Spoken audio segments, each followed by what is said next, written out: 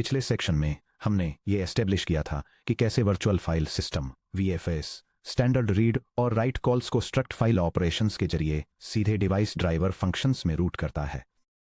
वह stream based model तब बहुत बढ़िया काम करता है जब हार्डवेयर बाइट्स की एक सीक्वेंशियल पाइपलाइन की तरह बिहेव करता है, जैसे सीरियल पोर्ट्स, वर्चुअल टर्मिनल्स या सिंपल डिस्क ब्लॉक्स। लेकिन क्या होता है जब आप कॉम्प्लेक्स हार्डवेयर पेरिफेरल्स की दुनिया में कदम रखते हैं? एक मॉडर्न जीपीयू, एक हाई स्पीड कैमरा सेंसर या एक कस्टम न्यूरल नेटवर्क एक्सीलरेटर के बारे में सोचिए। ये डिवाइसेस सिर्फ कैरेक्टर्स की एक लीनियर स्ट्रीम को कंज्यूम नहीं करते हैं। एक जीपीयू ड्राइवर को क्लॉक फ्रीक्वेंसीज को कॉन्फ़िगर करने, हार्डवेयर कमांड क्यूज को एलोकेट करने, थर्मल रजिस्टर्स को क्वेरी करने, फ्रेम रेट्स को अपडेट करने और कंप्यूट कॉन्टेक्स्ट्स को सिंक्रोनाइज करने की जरूरत होती है। इन कॉम्प्लेक्स कंट्रोल कमांड्स को स्टैंडर्ड रीड और राइट सिस्टम कॉल्स के जरिए भेजने के लिए मजबूर करने का मतलब होगा कर्नल स्पेस में भद्दे स्ट्रिंग बेस्ड प्रोटोकॉल पार्सर्स को इन्वेंट करना।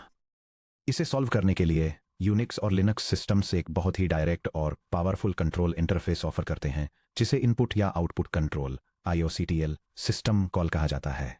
इस सेक्शन में हम ये एक्सप्लोर करने के लिए एक hands on systems programming perspective लेंगे कि कैसे C++ applications standard stream rappers को बाईपास करके सीधे कर्नल ड्राइवर्स को रिच कंट्रोल पेलोड्स भेजते हैं। हम IOCTL कमांड कोड्स के बिटवाइजर आर्किटेक्चर को ब्रेक डाउन करेंगे। ये एग्जामिन करेंगे कि डेटा स्ट्रक्चर्स यूजर स्पेस और कर्नल स्पेस के बीच की बाउंड्री को कैसे नेविगेट करते हैं और लो लेवल ड्राइवर मॉड्यूल्स के साथ सेफली इंटरेक्ट करने के लिए रोबस्ट C++ एब्स्ट्रैक्शंस बनाएंगे। Section break. File descriptors hardware handles के रूप में सिस्टम कॉल मैकेनिक्स में डाइव करने से पहले आइए दोबारा देखें कि हमारी एप्लीकेशन C++ में कर्नल हार्डवेयर रिसोर्सेज को कैसे होल्ड करती है। चैप्टर 8.1 में वापस जाकर हमने OS लेवल फाइल प्रिमिटिव्स को रैप करने के लिए resource acquisition is initialization RAII की पावर के बारे में डिस्कस किया था। जब आपका C++ कोड किसी डिवाइस नोड जैसे और डेव और NVMe 0 N और डेव और माई सेंसर पर ओपन सिस्टम कॉल को कॉल करता है, तो कर्नल मेमोरी में एक internal struct file object create करता है और एक simple non negative integer return करता है जो एक फाइल डिस्क्रिप्टर यानी FD है। ये सी कोड एक हार्डवेयर सेंसर डिवाइस को रीडिंग और राइटिंग दोनों के लिए ओपन करने की कोशिश करता है और फिर अगर ऑपरेशन फेल हो जाता है तो एक एरर मैसेज प्रिंट करता है। ये इंटीजर इंडेक्स सीधे आपके प्रोसेस के फाइल डिस्क्रिप्टर टेबल में मैप होता है जो कर्नल के प्रोसेस कंट्रोल ब्लॉक स्ट्रक्ट के अंदर मेंटेन किया जाता है। FD आपके यूजर स्पेस एप्लीकेशन का टोकन है, एक लाइटवेट हैंडल जो और डेव और माई सेंसर के पीछे के ड्राइवर के लिए एक एक्टिव और स्टेटफुल चैनल को रिप्रेजेंट करता है। चूंकि रॉ इंटीजर फाइल डिस्क्रिप्टर्स में लीक होने का खतरा रहता है अगर कोई एक्सेप्शन आती है या कोई फंक्शन जल्दी रिटर्न हो जाता है, इसलिए हम उन्हें एक clean modern C++ RAII class में रैप करते हैं। ये C+ class resource acquisition is initialization के कॉन्सेप्ट का यूज करके एक सिस्टम फाइल डिस्क्रिप्टर के लिए एक रिसोर्स मैनेजमेंट रैपर इंप्लीमेंट करती है। जब इसे इंस्टेंशिएट किया जाता है तो ये एक डिवाइस से कनेक्शन ओपन करती है और अगर ऑपरेशन फेल हो जाता है तो एक सिस्टम एक्सेप्शन थ्रो करती है। ये गारंटी देती है कि जब ऑब्जेक्ट स्कोप से बाहर जाता है तो फाइल डिस्क्रिप्टर सेफली क्लोज हो जाए जिससे रिसोर्स लीक न हो। एक्सक्लूसिव ओनरशिप एंश्योर करने के लिए यह क्लास कॉपी करने को डिसेबल कर देती है, लेकिन मूव सेमेंटिक्स का यूज करके रिसोर्स को किसी दूसरे इंस्टेंस में ट्रांसफर करने की परमिशन देती है। अपने फाइल डिस्क्रिप्टर को किसी ऑब्जेक्ट के लाइफ टाइम से सेफली बाइंड करने के बाद हम इसका यूज IOCTL के जरिए custom hardware control instructions issue करने के लिए कर सकते हैं। Section break. IOCTL system call को डिकंस्ट्रक्ट करना।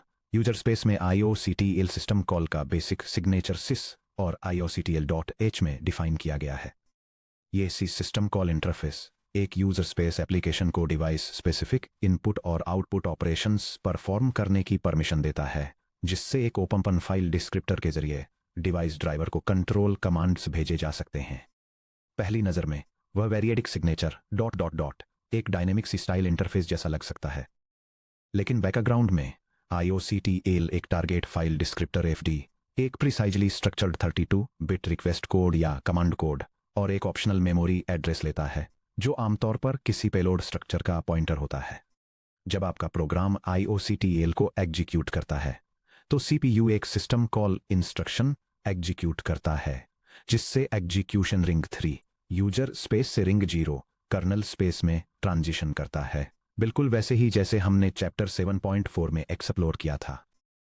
कर्नल एफडी टेबल को इंस्पेक्ट करता है, अंडरलाइंग ड्राइवर के struct file operations dispatch table को रिजॉल्व करता है और इसके रजिस्टर .unlocked.io/octl हैंडलर फंक्शन को कॉल करता है।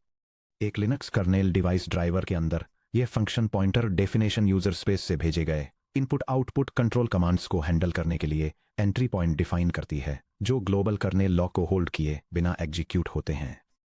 ध्यान दें कि कैसे यूजर स्पेस में जेनेरिक पैरामीटर कर्नल मॉड्यूल के अंदर एक क्लीन अनसाइंड लॉन्ग आर्ग के रूप में पहुंचता है। वह स्केलर इंटीजर उस वेरिएबल या पेलोड स्ट्रक्चर का user space virtual memory address hold करता है जिसे आपने कॉल में पास किया था। The bitwise anatomy of an IOCTL command code. हो सकता है आपका मन करे कि आप ड्राइवर कमांड्स को सिंपल इंक्रीमेंटिंग इंटीजर्स जैसे 1, 2 और 3 का यूज करके डिफाइन करें। ऐसा बिल्कुल मत कीजिए। अगर दो अलग अलग ड्राइवर्स बिल्कुल अलग ऑपरेशंस के लिए एक ही आर्बिट्रेरी इंटीजर 1 का यूज करते हैं, जैसे कि ड्राइवर A1 को रीसेट चिप की तरह ट्रीट करता है जबकि ड्राइवर B1 को फॉर्मेट स्टोरेज की तरह ट्रीट करता है, तो गलत डिवाइस नोड पर IOCTL भेजने से डेटा डिस्ट्रॉय हो सकता है या कर्नेल क्रैश हो सकता है।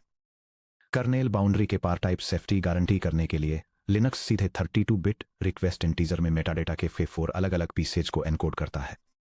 यह डायग्राम एक 32 बिट कंट्रोल कमांड के लिए बिट एलोकेशन लेआउट दिखाता है, जिसमें transfer direction, payload size, driver identifier और एक्शन कोड के लिए रिजर्व्ड स्पेसिफिक सेगमेंट्स की पूरी डिटेल्स दी गई हैं। चलिए इन 4 फील्ड्स को डिटेल में समझते हैं। डायरेक्शन DIR बिट्स 32, 31 ये यूजर स्पेस के रिलेटेड डेटा ट्रांसफर डायरेक्शन को स्पेसिफाई करता है। _IOC none 00 कोई डेटा ट्रांसफर नहीं होता है। ये कमांड सिर्फ एक ट्रिगर सिग्नल है। _IOC write 01 user space kernel driver में डेटा राइट कर रहा है। _IOC read 10 kernel driver user space में वापस डेटा रिटर्न कर रहा है। _IOC read या _IOC write 11 bidirectional data exchange data size bits 16 to 29 यह पेलोड टाइप के साइज को एनकोड करता है। यह कर्नेल को सटीक रूप से बताता है कि पेलोड स्ट्रक्चर मेमोरी में कितने बाइट्स लेता है, जिससे ऑटोमेटेड मेमोरी अलाइनमेंट और वैलिडेशन पॉसिबल होता है। Magic type identifier magic type bits 8 to 15 आपके स्पेसिफिक ड्राइवर सबसिस्टम के लिए यूनिक 8 ASCII कैरेक्टर या नंबर, जैसे कि GPU कंट्रोल्स के लिए G, कस्टम कर्नेल एक्सीलेटर के लिए K। यह अलग अलग ड्राइवर्स के बीच कमांड कोड कोलिजन को रोकता है। Command number sequence number bits 0 to 7 एक इंक्रीमेंटिंग 8 बिट इंडेक्स 0 to 255 जो आपके ड्राइवर के अंदर इंडिविजुअल फंक्शंस में डिफरेंस करता है। Linux preprocessor command helper macros manual bit shifting error के बिना इन bit packed 32 bit command codes को बनाने के लिए कर्नेल और स्टैंडर्ड सी लाइब्रेरी sys या IOCTL.h या लिनक्स या IOCTL.h में 4 मैक्रो हेल्पर्स प्रोवाइड करते हैं। ये कॉन्फ़िगरेशन एक सिस्टम और उसके डिवाइस ड्राइवर्स के बीच कम्युनिकेशन कमांड्स एस्टेब्लिश करने के लिए मैक्रोज को डिफाइन करता है। ये इन कमांड्स को डेटा फ्लो डायरेक्शन के बेसिस पर 4 टाइप्स में कैटेगराइज करता है, जो हैं वो कमांड्स जो कोई डेटा ट्रांसफर नहीं करती हैं, वो कमांड्स जो ड्राइवर से डेटा रीड करती हैं, वो कमांड्स जो ड्राइवर में डेटा राइट करती हैं, और वो कमांड्स जो 2 वे डेटा ट्रांसफर को सपोर्ट करती हैं। चलिए देखते हैं कि हम एक शेयर्ड ड्राइवर हेडर फाइल में हार्डवेयर कंट्रोल इंटरफेसेस का एक क्लीन सेट कैसे बनाते हैं।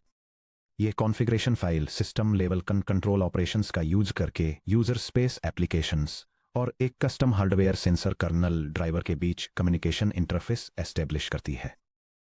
यह डिवाइस के लिए एक यूनिक आइडेंटिफायर डिफाइन करती है। सेंसर सेटिंग्स जैसे कि सैंपलिंग रेट और फिल्टरिंग को एडजस्ट करने के लिए डेटा लेआउट्स को आउटलाइन करती है। टेम्परेचर और ह्यूमिडिटी जैसी एनवायरमेंटल रीडिंग्स को रिट्रीव करने के लिए डेटा फॉर्मेट स्पेसिफाई करती है और हार्डवेयर को रीसेट करने, कॉन्फ़िगरेशन चेंजेस को अप्लाई करने और सेंसर डेटा को रिट्रीव करने के लिए यूज होने वाले स्पेसिफिक कमांड कोड्स को डिफाइन करती है। Section break 3 structure layout, alignment और मेमोरी बाउंड्री सेफ्टी। जब आप एक IOCTL पेलोड के अंदर यूजर कर्नेल बाउंड्री के पार C++ स्ट्रक्चर्स को पास करते हैं, तो आपको मेमोरी लेआउट रूल्स पर बहुत ध्यान देना होगा। चैप्टर 4.3 में हमने एक्सप्लोर किया था कि कंपाइलर्स फील्ड्स को नेचुरल सीपीयू मेमोरी बाउंड्रीज के साथ अलाइन करने के लिए स्ट्रक्ट मेंबर्स के बीच पैडिंग बाइट्स कैसे इंसर्ट करते हैं। बाउंड्रीज के पार स्ट्रक्ट अलाइनमेंट। अगर 32 बिट बाइनरी के रूप में कंपाइल किया गया कोई यूजर स्पेस एप्लीकेशन एक 64 बिट कर्नेल ड्राइवर को एक स्ट्रक्ट पास करने की कोशिश करता है, तो पॉइंटर साइजेस में मिसमैच या automatic compiler padding offset calculation को बदल सकते हैं। अगर यूजर स्पेस ऑफसेट 12 पर किसी फील्ड की उम्मीद करता है लेकिन कर्नेल ऑफसेट 16 पर इसकी उम्मीद करता है, तो ड्राइवर पेलोड को करप्ट कर देगा या गलत तरीके से रीड करेगा। स्ट्रक्चर लेआउट ड्रिफ्ट को रोकने के लिए फिक्स्ड विड्थ टाइप्स का यूज करें। हमेशा सी स्टैंडर्ड इंट से explicitly sized types you int 32t और इंट 64t का यूज करें, बजाय लॉन्ग या अनसाइंड इंट जैसे स्टैंडर्ड सी टाइप्स के, जिनकी बाइट विड्थ आर्किटेक्चर के हिसाब से बदलती रहती हैं। Explicit padding. अपने स्ट्रक्चर्स को मैन्युअली पैड करें ताकि हर मेंबर उसके साइज से मैच करने वाली मेमोरी बाउंड्री पर अलाइन हो। उदाहरण के लिए 64 बिट इंटीजर्स को 8 बाइट ऑफसेट्स पर अलाइन करें। पेलोड्स में रॉ पॉइंटर्स से बचें। IOCTL के पार पास किए जाने वाले स्ट्रक्ट्स के अंदर सीधे वर्चुअल मेमोरी पॉइंटर्स रखने से बचें।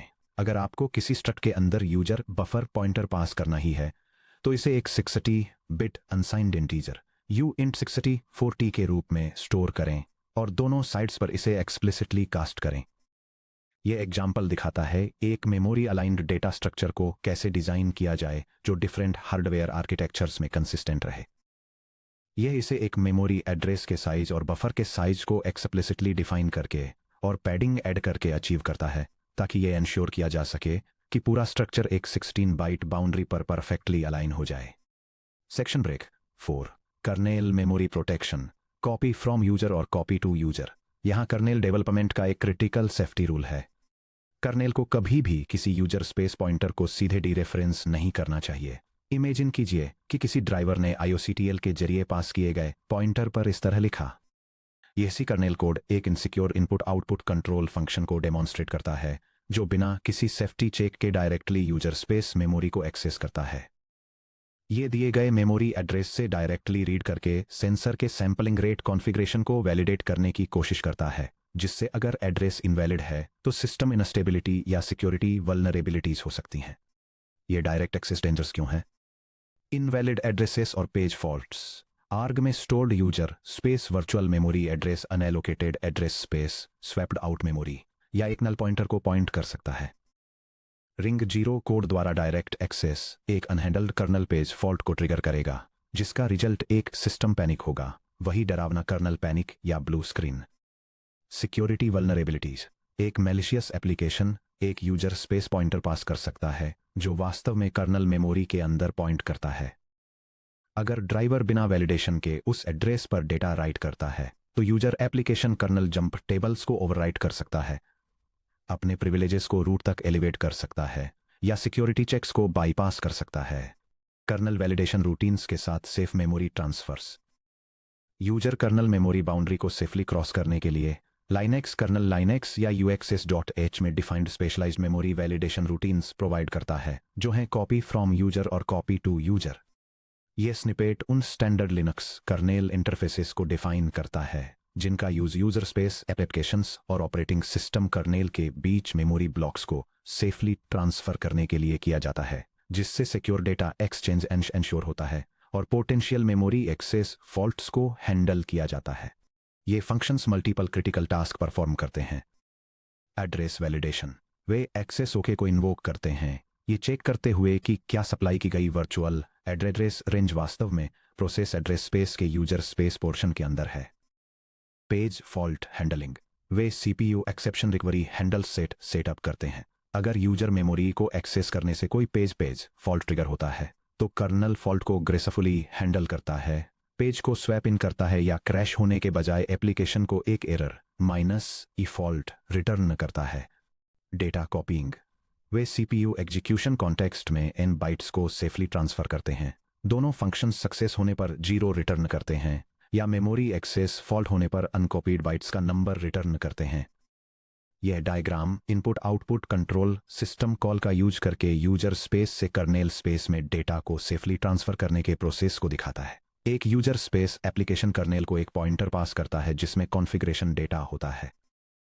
इसके बाद कर्नेल यूजर एड्रेस रेंज को वैलिडेट करता है और डेटा को कर्नेल मेमोरी में कॉपी करता है और सिस्टम को क्रैश होने से बचाने के लिए किसी भी पोटेंशियल पेज फॉल्ट्स को सेफली हैंडल करता है। Section break 5 end to end walk through C++ user application से कर्नल ड्राइवर।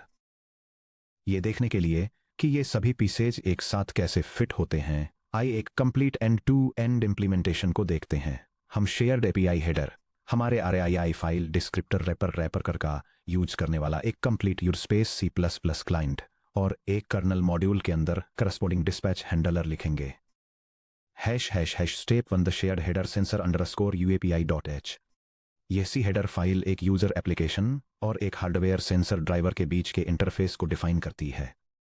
इसमें कर्नेल या यूजर स्पेस दोनों के लिए ज़रूरी सिस्टम हेडर्स शामिल हैं और यह सेंसर को कॉन्फ़िगर करने और उसके मेजरमेंट्स जैसे कि टेम्परेचर, ह्यूमिडिटी और टाइम को रीड करने के लिए डेटा स्ट्रक्चर्स डिफाइन करती है। यह डिवाइस को रीसेट करने, कॉन्फ़िगरेशन चेंजेस अप्लाई करने और सेंसर डेटा रिट्रीव करने के लिए कंट्रोल कमांड्स भी सेट करती है। Step 2 user space C++ application main.cpp। यह C++ प्रोग्राम डेमोन्स्ट्रेट करता है कि system input output control commands का यूज करके यूजर स्पेस से हार्डवेयर सेंसर डिवाइस के साथ कैसे इंटरेक्ट करना है। यह एक क्लास डिफाइन करता है जो डिवाइस फाइल को मैनेज करती है, जिससे एप्लीकेशन सेंसर को रीसेट कर सकती है, सैम्पलिंग रेट और गेन जैसी कॉन्फ़िगरेशन सेटिंग्स अप्लाई कर सकती है और टेम्परेचर और ह्यूमिडिटी जैसा टेलीमेट्री डेटा रिट्रीव कर सकती है। मेन एग्जीक्यूशन फ्लो डिवाइस को ओपन करता है, इन ऑपरेशंस को सीक्वेंस में परफॉर्म करता है, रिसीव्ड मेजरमेंट्स को प्रिंट करता है और कम्युनिकेशन के दौरान होने वाले किसी भी सिस्टम एरर्स को हैंडल करता है। Step 3 kernel module dispatch sensor _driver.c। अब चलिए देखते हैं कि लिनक्स कर्नल मॉड्यूल इन कमांड्स को कैसे हैंडल करता है। पेलोड पैरामीटर्स को चेक करता है और कॉपी _from यूजर और कॉपी _to यूजर का यूज करता है। ये लिनक्स कर्नेल मॉड्यूल एक हार्डवेयर सेंसर ड्राइवर के लिए एक input output control interface define करता है। यह इनकमिंग कमांड कोड्स को वेरीफाई करता है ताकि यह श्योर किया जा सके कि वे ड्राइवर से मैच करते हैं। फिर हार्डवेयर को रीसेट करने, यूजर स्पेस से ट्रांसफर किए गए डेटा को वैलिडेट करने के बाद सेंसर कॉन्फ़िगरेशन को अपडेट करने या सेंसर रीडिंग्स को वापस यूजर एप्लीकेशन पर भेजने की रिक्वेस्ट्स को हैंडल करता है। फाइनली यह इन ऑपरेशंस को वर्चुअल फाइल सिस्टम इंटरफेस से बाइंड करता है। Section break performance trade offs IOCTL payload copying versus direct memory mapping. IOCTL system call control signals device configuration state queries और लो बैंडविड्थ पेलोड ट्रांसफर्स के लिए ideal है। हालांकि सोचिए क्या होता है जब आप मॉडर्न हाई परफॉर्मेंस डिवाइसेस जैसे GPU यूजर या न्यूरल नेटवर्क एक्सेलरेटर्स के साथ काम करते हैं। मान लीजिए आपके C++ एप्लीकेशन को एक 4K फ्रेम बफर यानी 3840 बाय 2160 पिक्सल्स टाइम्स 4 बाइट्स जो लगभग 33 मेगाबाइट्स के बराबर होता है उसे प्रोसेस करने की ज़रूरत है, या फिर एक GPU कार्ड में 2 gigabyte machine learning model tensor को ट्रांसफ़र करना है। अगर आपने IOCTL के जरिए IOW स्ट्रक्ट बिग बफर का यूज करके 2 गीगाबाइट बफर पास किया तो CPU कॉपी _from यूजर को एग्जीक्यूट करने में मिलियंस ऑफ क्लॉक साइकिल्स खर्च कर देगा। ये यूजर स्पेस रैम से हर एक सिंगल बाइट को मैनुअली रीड करेगा, CPU कैशे लाइंस को बर्न करेगा, पेलोड को एक कर्नल बफर में कॉपी करेगा और फिर उसे दोबारा PCIe डिवाइस बफर में कॉपी करेगा। वह double copy overhead, real time rendering और कंप्यूट परफॉर्मेंस को बर्बाद कर देगा। हैवी डेटासेट्स के लिए इस बॉटलनेक को खत्म करने के लिए हाई परफॉर्मेंस सिस्टम्स एक अलग अप्रोच का यूज करते हैं। सिस्टम कॉल्स के जरिए मेमोरी को बाइट बाय बाइट कॉपी करने के बजाय user space code hardware memory buffers को प्रिपेयर या एलोकेट करने के लिए एक IOCTL इशू करता है और फिर फिजिकल हार्डवेयर मेमोरी को सीधे प्रोसेस के वर्चुअल मेमोरी एड्रेस स्पेस में मैप करने के लिए mmap मेमोरी मैप को इन्वोक करता है। एक बार मैप होने के बाद आपका C++ कोड बिना किसी सिस्टम कॉल के या कर्नल के जरिए पेलोड को बिल्कुल भी कॉपी किए बिना स्टैंडर्ड पॉइंटर्स का यूज करके सीधे हार्डवेयर मेमोरी में लिख सकता है। Section break 7 summary. इस सेक्शन में हमने एक्सप्लोर किया कि कैसे एप्लीकेशंस रॉ कैरेक्टर स्ट्रीम्स से आगे बढ़कर लेवल ड्राइवर कमांड्स इशू करती हैं। File descriptors user space handles की तरह काम करते हैं जो कर्नल प्रोसेस टेबल को पॉइंट करते हैं, जिसे हम C++ में RAII smart rappers unique FD का यूज करके सेफली मैनेज करते हैं। IOCTL यानी इनपुट या output control dot unlocked IOCTL के जरिए कर्नल ड्राइवर्स को एक structure direct control interface provide करता है। 32 bit command codes direction flags _IO और _IOR data size of T magic subsystem type और कमांड नंबर्स को एक सिंगल स्केलर इंटीजर में पैक करके कोलिजन रिस्क को अवॉइड करते हैं। स्ट्रक्चर लेआउट मैचिंग के लिए fixed width types uint 32t और uint 64t और एक्सप्लिसिट स्ट्रक्ट पैडिंग की जरूरत होती है ताकि यूजर स्पेस और कर्नल स्पेस के बीच लेआउट अलाइनमेंट इंश्योर किया जा सके। कर्नल मेमोरी आइसोलेशन के लिए यह जरूरी है कि ड्राइवर्स कभी भी यूजर स्पेस पॉइंटर्स को डायरेक्टली एक्सेस न करें। इसके बजाय ड्राइवर्स कॉपी फ्रॉम यूजर और कॉपी टू यूजर का यूज करके मेमोरी को वैलिडेट और कॉपी करते हैं। यह समझने के लिए कि एम मैप जैसी हाई परफॉर्मेंस टेक्निक्स कैसे बिना पेलोड कॉपी किए ड्राइवर मेमोरी को डायरेक्टली एक प्रोसेस में मैप करती हैं, हमें पहले यह समझना होगा कि memory addresses under the hood कैसे ट्रांसलेट होते हैं। यह हमें 15.4 पर लाता है, physical versus virtual memory address space mapping page tables TLB, जहां हम एग्जामिन करेंगे कि CPU और operating system virtual application addresses को फिजिकल सिलिकॉन रैम में कैसे मैप करते हैं।